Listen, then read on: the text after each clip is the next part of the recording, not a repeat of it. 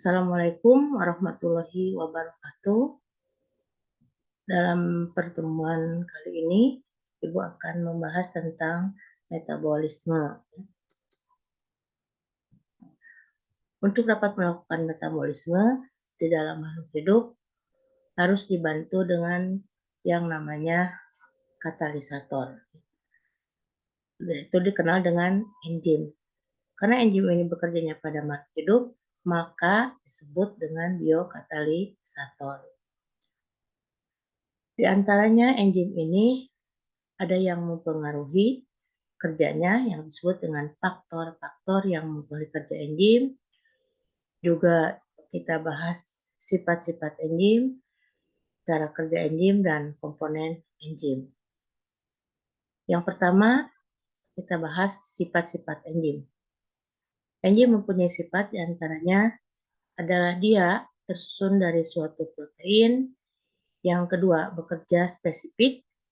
Artinya, dia hanya bekerja pada substrat tertentu atau dia hanya bekerja untuk mempengaruhi reaksi tertentu. Yang ketiga, berfungsi sebagai katalis ya, atau yang mempercepat reaksi. Yang seterusnya, enzim juga diperlukan dalam jumlah sedikit. Selanjutnya, bekerja secara bolak-balik dan dipengaruhi oleh faktor lingkungan. Yang selanjutnya kita akan bahas tentang komponen enzim ya, atau struktur enzim atau penyusun enzim. Enzim terdiri dari yang pertama adalah komponen protein yang disebut dengan koenzim.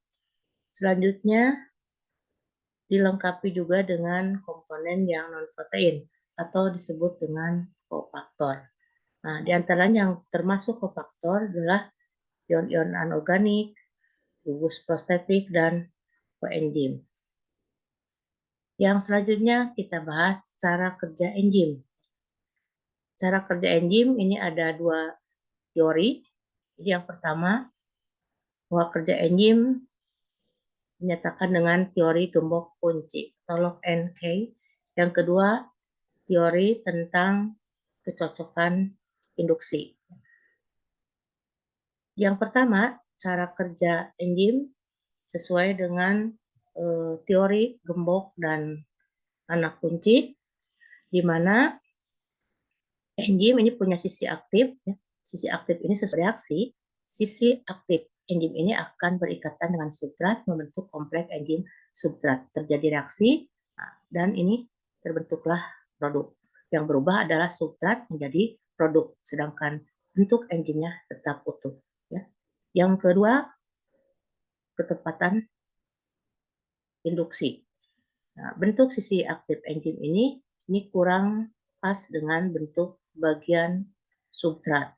Tetapi begitu terjadi reaksi, maka sisi aktif enzim ini akan terjadi penyesuaian dengan sisi bagian yang berikatan dengan substrat atau disebut dengan ketepatan induksi atau kecocokan induksi. Terjadi reaksi dan terjadilah produk. Dan enzimnya ini tetap utuh. Yang selanjutnya adalah faktor-faktor yang mempengaruhi kerja enzim. 1. Enzim dipengaruhi oleh faktor suhu. Ya. Jadi enzim tertentu ini punya suhu minimum, optimum, dan maksimum. Yang kedua, enzim juga dipengaruhi oleh pH, ya, yaitu pH minimum, optimum, dan maksimum. Yang ketiga, dipengaruhi oleh aktivator dan inhibitor. Aktivator ini zat yang mengaktifkan, sedangkan inhibitor ini zat penghambat. Inhibitor, ada inhibitor kompetitif, ada non-kompetitif. Ya. Yang kompetitif ini bagian sisi aktif inhibitor ini sama seperti dengan bagian substrat, sehingga bagian sisi aktif enzim ini akan berikatan dengan kompetitif, sehingga terjadi kompetisi antara pengikatan substrat dengan enzim. Yang kedua, non-kompetitif. Ini berikatan dengan bagian bukan sisi aktif enzim atau bagian allosteric enzim, sehingga akan membentuk bagian sisi aktif enzim. Yang selanjutnya, konsentrasi enzim. Nah, konsentrasi enzim ini juga sama akan mempengaruhi kerja enzim. Ini akan berbanding lurus. Artinya, kalau konsentrasi enzim bertambah, maka kerja enzim juga bertambah.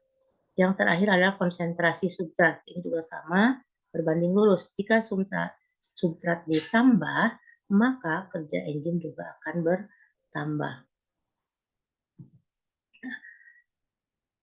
Untuk pertemuan kali ini, Ibu cukupkan sampai di sini. Ini hanya pengantar untuk materi metabolisme. Cukup sampai di sini. Assalamualaikum warahmatullahi wabarakatuh.